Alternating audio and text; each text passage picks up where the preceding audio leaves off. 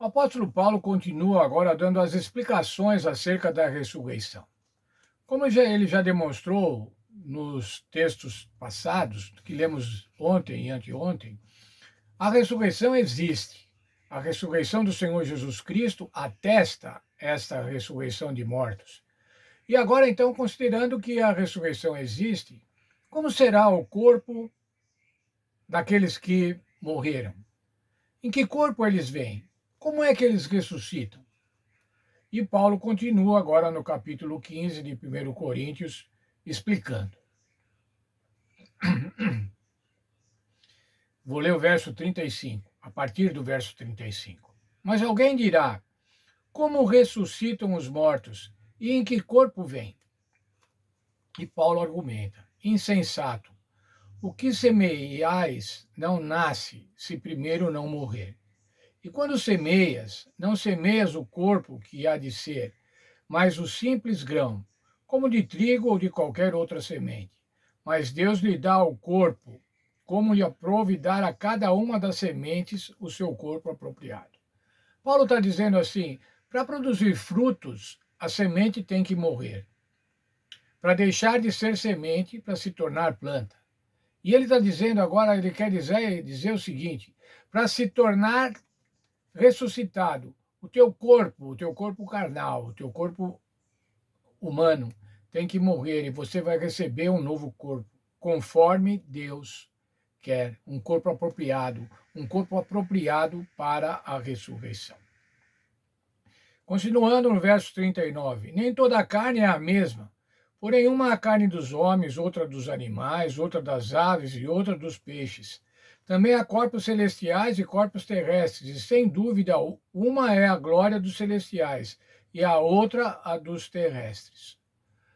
Está dizendo aqui o seguinte, irmãos: os corpos dos salvos serão adequados às novas circunstâncias do mundo celestial. O Senhor vai dar corpos adequados para aqueles que vão viver eternamente nas mansões celestiais. Continuando. Também há corpos celestiais e corpos terrestres, e sem dúvida uma é a glória dos celestes e a outra dos terrestres.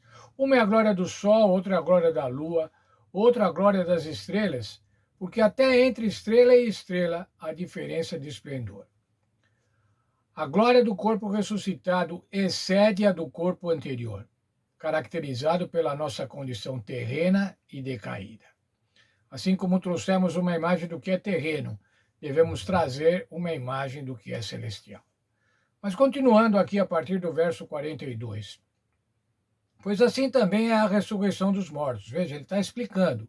Veja como é a ressurreição dos mortos. Como que vai ser o corpo dos mortos, dos ressuscitados. Semeia-se o corpo na corrupção, ressuscita na incorrupção. Semeia-se em desonra, ressuscita em glória. Semeia-se em fraqueza, ressuscita-se em poder. Semeia-se o corpo natural e ressuscita-se corpo espiritual. Se há corpo natural, também há corpo espiritual.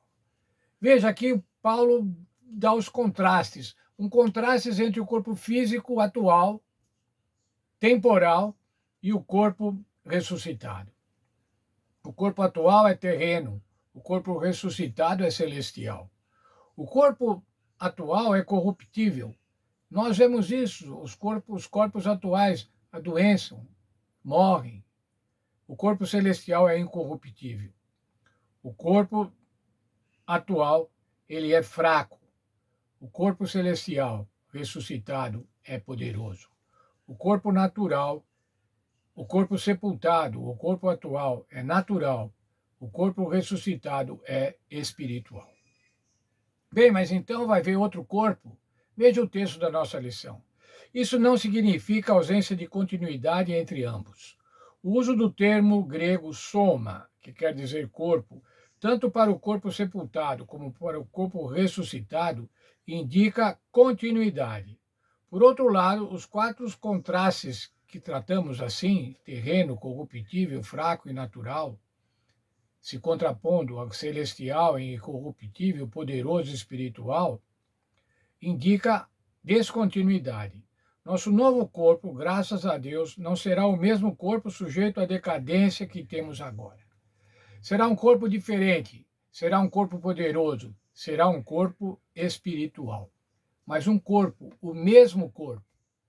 Eu penso que nós podemos dizer assim, a mesma personalidade que temos enquanto vivos. Nós vamos aqui nesse mundo, nós vamos ter essa personalidade no céu. Uma personalidade individual, o nosso corpo, o nosso ser vai continuar, mas com características físicas totalmente diferentes. O que o apóstolo Paulo diz aqui é que não são almas descarnadas que vão viver, desencarnadas que vão viver na mansão celestial, que vão viver eternamente. Paulo não relaciona o termo espiritual a uma existência imaterial.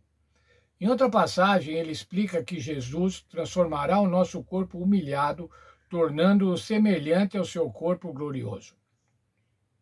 Teremos um corpo real, porém que não se desgasta nem se corrompe.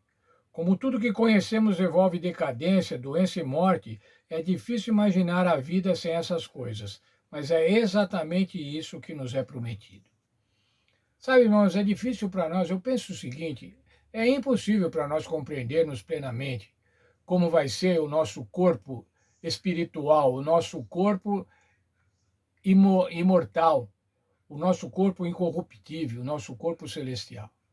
Não dá para saber isso, irmãos. Não está dentro da nossa capacidade enquanto humanos, sujeito a tantos problemas, tantas doenças, tantos desgastes, tantos traumas.